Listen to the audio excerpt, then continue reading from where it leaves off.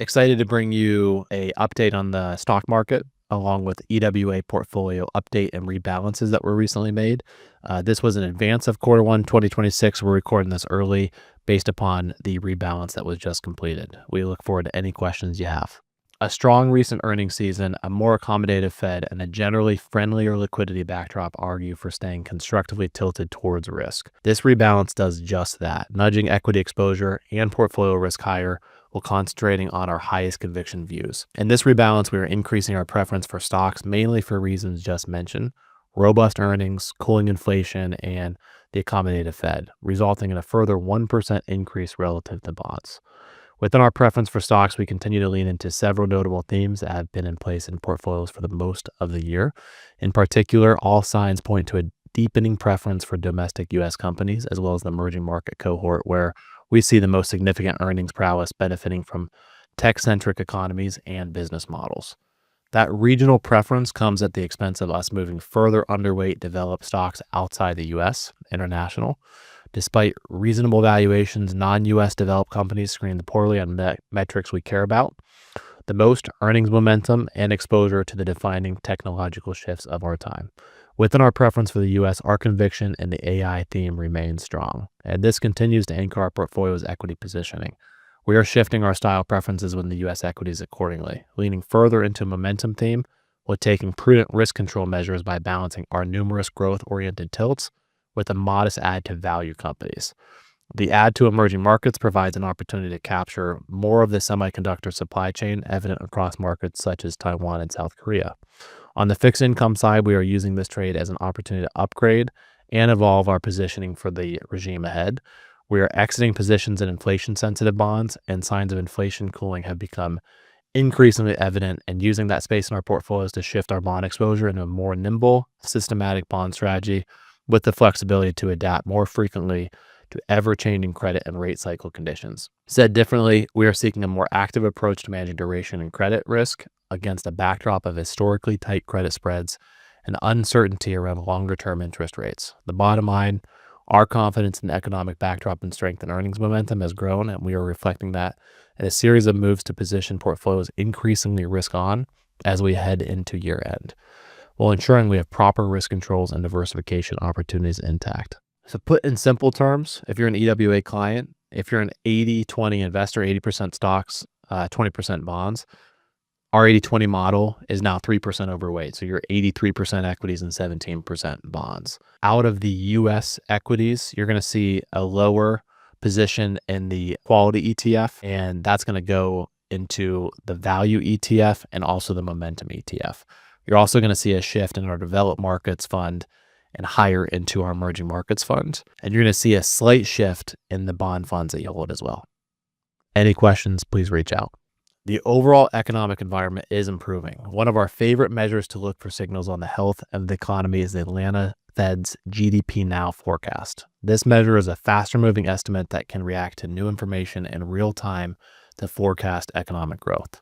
As of November 17th, Q3, GDP Now is forecasting growth at 4.1% year over year, which is in pretty stark contrast to the 2.8% consensus estimate from Bloomberg, suggesting the U.S. economy is in better shape than most believe.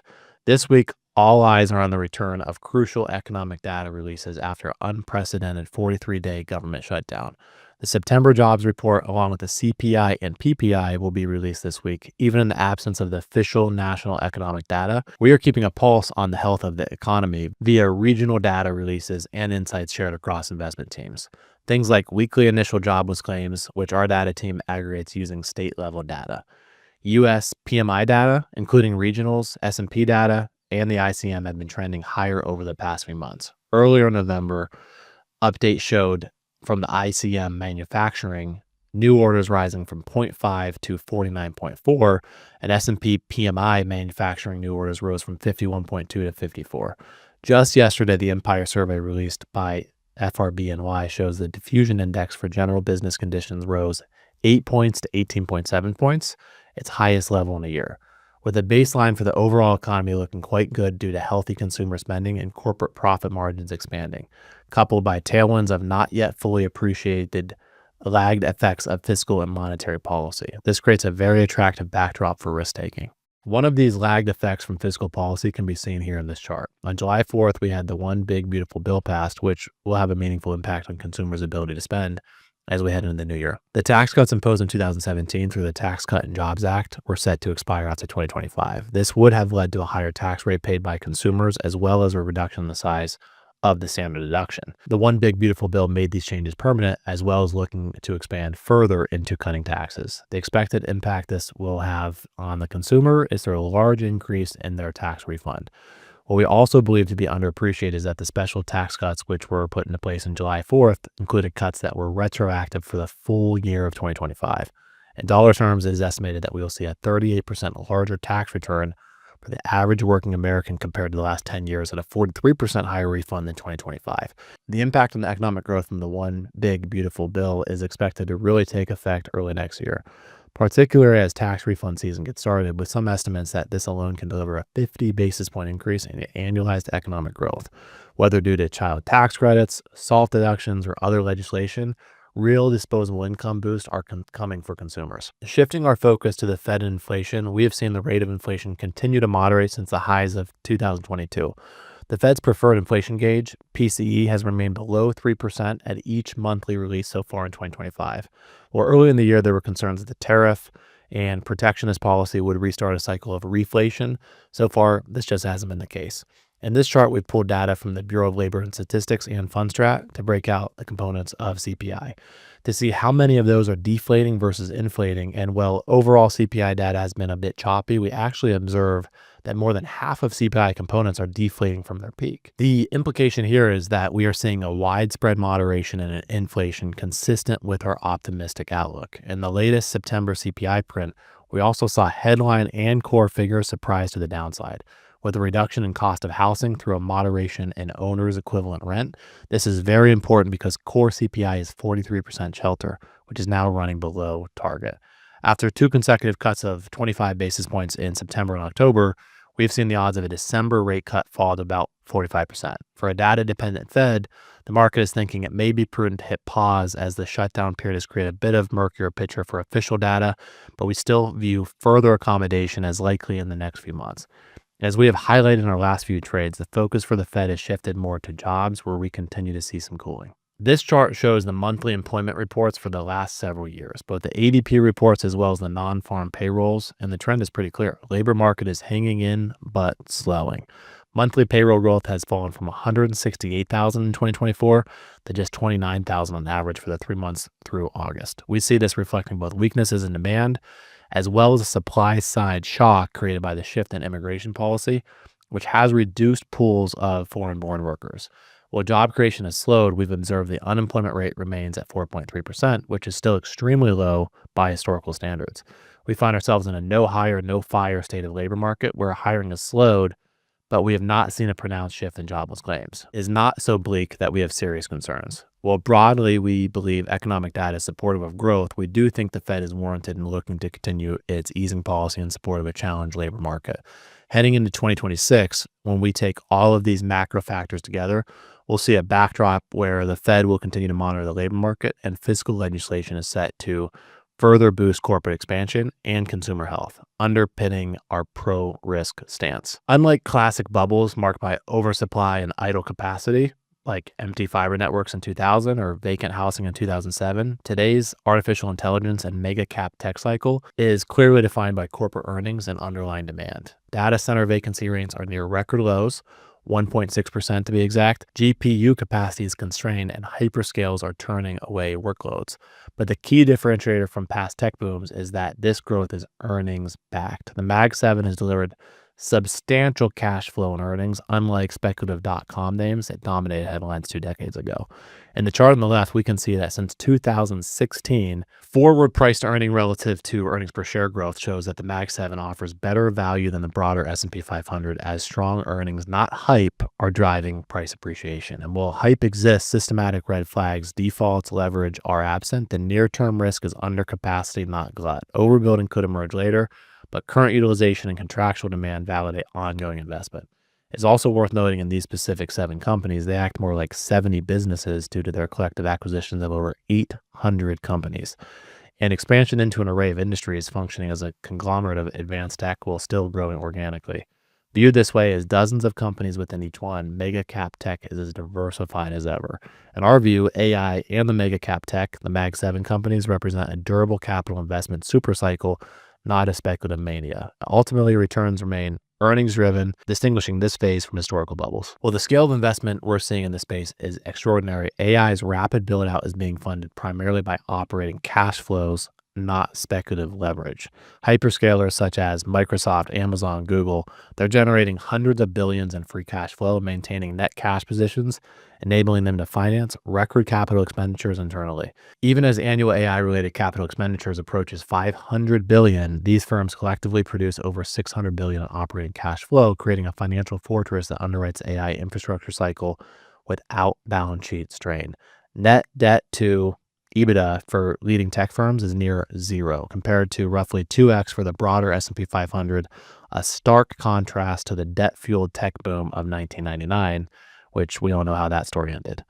These companies are also good at turning investments into returns. When you look at the return on invested capital and the return on equity, we do not see huge balance sheet changes for these firms because instead they are investing through capital expenditures. This cycle is also supported by the real demand and monetization potential. Global data center demand is projected to grow 19 to 22% annually through 2030. While AI revenues are doubling each year, with a $1 trillion market possible by 2028. Tight GPU and energy supply further confirm genuine utilization rather than idle excess. Even if monetization unfolds gradually, most AI investment is being driven by profitable, diversified companies rather than early-stage firms reliant on external financing, making the cycle resilient to funding or demand shocks. The AI story is not strictly a US one, but has really developed into a two-horse race. The chart on the screen is a perfect demonstration of why, in addition to what we're seeing in the earnings, we continue to favor the US and emerging markets relative to developed markets without the US. Well, Europe had an established and diversified chip ecosystems in the 90s and into the early 2000s. They have failed to migrate to the AI era, segments like GPUs, CPUs, and advanced foundry over the last few decades. Nearly 60% of semiconductor production today is coming from China, South Korea, and Taiwan. And we have seen emerging market equities rise every month this year for this pivotal role they play in AI. This integration into AI infrastructure across Asia is quite diversified too, with China a significant player in data centers, software, applications, and robotics, Taiwan manufacturing the entire AI stack and the most advanced high-end chips and packaging, and South Korea operating as the memory powerhouse of AI. Furthermore, these three countries represent 60% of the broad emerging market equity basket today, making emerging markets much more tech-heavy than it was in the past.